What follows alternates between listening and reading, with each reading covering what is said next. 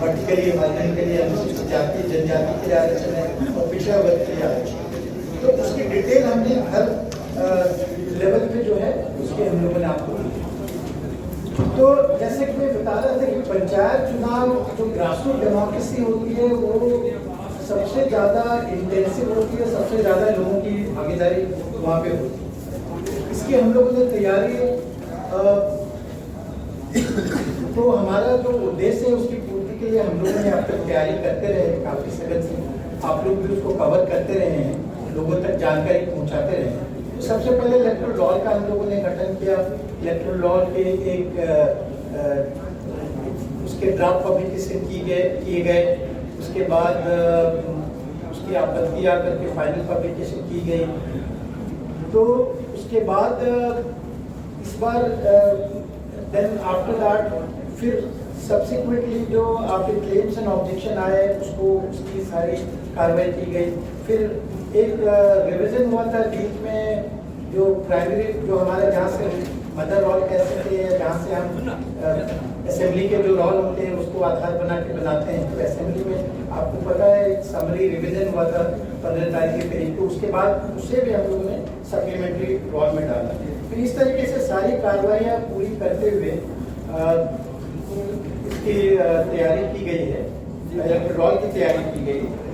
और इस बार जैसा मैंने बताया कि 6.44 करोड़ मतदाता शुरुआत में थे, लेकिन आप लोगों सबों को पता है कि अर्बन डेवलपमेंट के द्वारा नोटिफिकेशन किया गया, जिसमें कि अनेकों पंचायत जो हैं वो अर्बन एरिया में चले गए, नगर पंचायत में कन्वर्ट हो गए। तो उसके कारण से फिर उसमें फाइनली कमी हुई, काफ़ी सारे बूथ अर्बन एरिया में चले गए, इलेक्टर्स भी उसी एरिया में चले गए। उसके बाद जो भी मैंने फिगर बताया था, लगभग आफ्टर जो अर्बन डेवलपमेंट के नोटिफिकेशन के बाद जो पंचायत चले गए हैं उसके जाने के बाद ही वो तो पता है कि नगर विकास विभाग के नोटिफिकेशन के क्रम में 109 नए नगर पंचायतों का गठन हुआ, 8 नए नगर परिषद का गठन हुआ, 32 नगर पंचायतों का नगर परिषद में उत्क्रमण हुआ, 5 नगर परिषद का नगर निगम में उत्क्रमण हुआ और 12 नगर निकायों का क्षेत्र विस्तार हुआ। तो इसके कारण से करीब हमारे जो हैं 315 पंचायत अफेक्टेड हुए, उसमें से 262 पंचायत पूर्ण रूप से और 53 पंचायत वैसे रहे जहाँ पे कि 3000 से कम जनसंख्या होने के बाद कारण उनको दूसरे पंचायतों में मिलाया गया। तो इस तरह से इतने ग्राम पंचायत जो हैं 315 ग्राम पंचायतों का अस्तित्व समाप्त हो गया और 186 ग्राम पंचायत आंशिक रूप से प्रभावित हुए। तो ये पुनर्गठन करने के बाद जो इलेक्टोरल रोल का हम लोगों ने जो स्टैट्यूटरी प्रोविजन के अनुसार सारे कार्य किए थे, उसके बाद हमें फिर अभी रीऑर्गेनाइजेशन करने की आवश्यकता है। तो ये काम अब हम लोग समाप्त कर दिए हैं और जिसके आधार पे अब करीब 6.38 करोड़ हमारे कुल मतदाता हैं। मतगणना केंद्र की स्थापना की भी हम लोगों ने जब शुरुआत में की थी, जो ड्राफ्ट पब्लिकेशन करके या आपत्ति प्राप्त करके, तो उस समय हमारे पास करीब 1,18,625 मतदान केंद्र की स्थापना की गई थी। लेकिन सब्सिक्वेंटली जो मैंने बताया अर्बन डेवलपमेंट के नोटिफिकेशन के क्रम में जो काफ़ी सारे एरियाज चले गए अर्बन एरियाज़ में, उसके कारण अब 1,13,891 मतदान केंद्र हमारे पास बचे। तो ये एक ओवरऑल डायमेंशन था। और फिर अगर आप देखेंगे तो इस चुनाव के जो काफ़ी कुछ इनिशिएटिव लिए गए हैं वो मैं आपको बताना चाहूँगा। ये इसलिए कि आप लोगों को जानकारी देना चाहता हूँ। आज हम लोग इसलिए इकट्ठा हुए हैं कि हम लोग आपको जानकारी दें कि बिहाइंड द सीन किस तरह से पूरी टीम जो है, आयोग की पूरी टीम किस तरह से काम कर रही है और लोगों तक ये बातें आप ले जाना। Now develop the new website which we demonstrate you today, will show you today, and that is the website which is going to be now. You are right, we were in the process of rebuilding the whole thing, you see. Try to understand that. आपने अगर चुनाव का अगर आप ये देखना चाहेंगे, आप पेशेंस करेंगे तो हम आप लोगों को बताएंगे कितनी सारी मेहनत की गई और क्या क्या परिवर्तन लाया गया।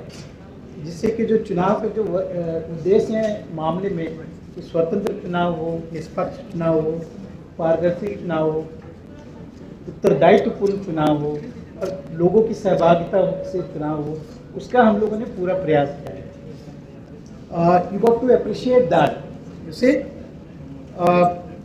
ये मैं जनरल बता रहा था, आदर्श आचार संहिता के या जितने भी बुकलेट्स हम लोग चुनाव के लिए इस बार के लिए जैसे कि बताया कि पारदर्शिता के लिए डिजिटाइजेशन का होना बहुत आवश्यक है। हम लोगों ने पूरे चुनाव की प्रक्रिया A to Z right up to result सारी चीज़ें हम लोगों ने IT बेस्ड किया है, ऑनलाइन मॉनिटरिंग डिजिटाइज किया गया है हर पहलू। तो वो मैं एक डेमो देना चाहता हूँ, एटलीस्ट बताना चाहता हूँ। डेमो देने में तो काफ़ी समय लगेगा, बट ब्रीफली मैं अपने IT टीम को बताना चाहूँगा, रिक्वेस्ट करूँगा कि वो विकास थोड़ा डेमो दे सकते हैं क्या आप? जस्ट फॉर योर इन्फॉर्मेशन से डिटेल्स में ये तो अब शुरुआत हो रही है। हम चाहेंगे कि एथिकली विजिबिलिटी हो कि ऑफलाइन आप नहीं कर सकते, ऑफलाइन तो कर ही सकते हैं, लेकिन एक तो कोविड के कारण अगर जो लोग ऑनलाइन करना चाहते हैं उनके लिए सुविधा है। अदरवाइज भी जो नए लोग हैं, स्पेशली जो यूथ कैटेगरी के लोग हैं, वो लोग काफ़ी सावी हो रहे हैं। अब तो हर चीज़ ऑनलाइन में होने लग गया है, इसलिए कोई ऐसा भी बिल्कुल नया नहीं है जो लोगों को पता ना चले। तो इसीलिए हम लोगों ने किया है। और उसके अलावा जैसे उनको जो कैंडिडेट को जो परमिशन चाहिए होगी रैली की वगैरह वगैरह, जुलूस की, जो भी वो परमिशन लेना चाहेंगे वो भी ऑनलाइन दे सकते हैं, उनको ऑनलाइन उसकी अप्रूवल मिलेगी। तो इससे सारे जो है कि वो पारदर्शिता आती है और आपके जैसे इफेक्टिविटी बढ़ती है, अकाउंटेबिलिटी रहती है। कहीं कुछ पेंडिंग पड़ा है तो राइट अप टू दैट, और उसके बाद काउंटिंग की भी जितनी चीज़ें हैं वो हम लोग उसको भी डिजिटाइज कर रहे हैं, जिससे कि काउंटिंग जो है, जैसे टेबुलेशन भी जो करते हैं वो भी हम लोग EVM के साथ जो रहेगा उसको सॉफ्टवेयर ऐसा कर रहे हैं कि वो भी ऑटोमेटिकली टेबुलेट हो जाए। बट मैनुअली हमको क्रॉस चेक करेंगे, ये तो हमारा है ही, लेकिन ये इंश्योर करने के लिए कि फास्ट हो और कहीं पे कोई किसी तरह की कोई मैनिपुलेट ना कर पाए, तो ये सारे कारणों से ये सारा किया जा रहा है। तो इस तरह से right up to the result, और फिर जो इनडायरेक्ट इलेक्शन होंगे उसके बाद उप मुखिया के या जिला परिषद के अध्यक्ष के, उप प्रमुख के, वो सारे वहाँ तक हम लोगों ने सारा ऑनलाइन किया है, जिससे कि सारे एक्टिविटीज़ सबों को नज़र आए। और जो वेबसाइट हमने बताया कि लोगों के लिए जैसे है, उनको अपना नाम सर्च करना चाहेंगे, बूथ सर्च करना चाहेंगे, वो जानना चाहेंगे उनके जो कैंडिडेट हैं, कैंडिडेट जब नॉमिनेशन भरते हैं तो आपको सबों को पता है कि एक एफिडेविट उनको देना पड़ता है जिसमें वो बायोडाटा देते हैं। काफ़ी बार ये पाया जाता है कि वो सही जगह पे जहाँ पे सूचना दी जानी है सूचना मिलती नहीं है, तो वो हम सारे यहाँ पे नोटिस बोर्ड में वो सारा रहेगा। तो कोई भी अपने घर से ही देख सकता है कि उनके क्षेत्र में कौन कौन कैंडिडेट नॉमिनेट हुए हैं, नॉमिनेशन आज किसने भरा है, उनकी बायोडाटा क्या है, उनका एफिडेविट क्या है, जो सबसे ज़्यादा छुपाया जाता है, आप सबों को जानकारी हो।